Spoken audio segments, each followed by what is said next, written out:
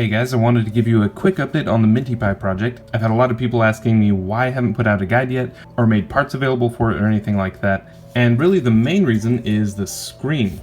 I bought a few of these things several months ago for this project, and at the time they were really easy to come by. You could buy them on Amazon or eBay, AliExpress, and so that's part of the reason that I chose it for this project. But by the time that I finished it and told people on the forums what screen I had used, people were having a really difficult time finding it. In fact, some distributors were saying that they weren't going to be stocking it anymore, that it was being phased out, and so that kind of threw a wrench into everything. I didn't want to put out a project that people weren't able to find a screen for.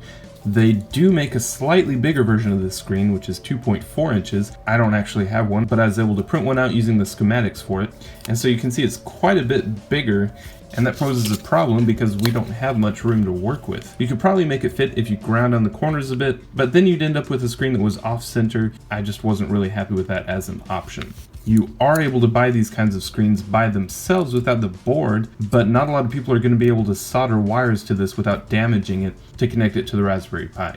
So that wasn't a very good solution either. So what Helder from the forums and I have been working on is an adapter for standalone screens like this that'll make it really easy for you to connect it to your Raspberry Pi. And since using just the screen without the board removes so much bulk from it, we're going to be able to fit a 2.4 inch screen into it pretty easily. So we're going to wind up with a bigger, nicer screen. It's just going to take a little bit longer to get all that ready. We're still waiting on some sample parts and finalizing some things before we can tell people what to run out and buy.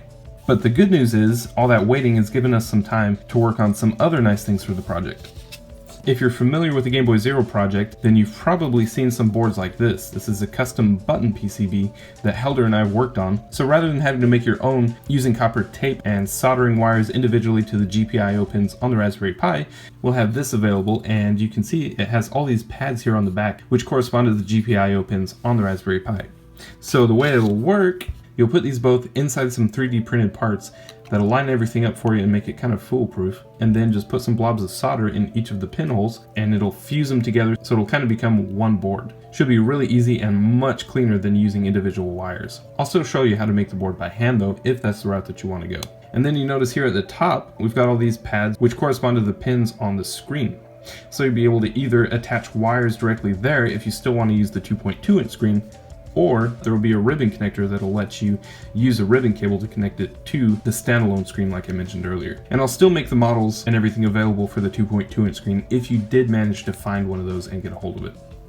So like I say, I don't have a 2.4 inch screen yet, but this is what it looks like when it's all connected. It turned out really nicely. You can see how precise this is. There's just enough clearance there for the camera connector and various other components on the board. So really happy with how this turned out, and a big thanks to Helder for putting this together with me as well. So another thing that all this waiting has given me time for is modifying this model a little bit. You'll notice there's a logo here on the front. This was designed by my friend CJ Weatherford.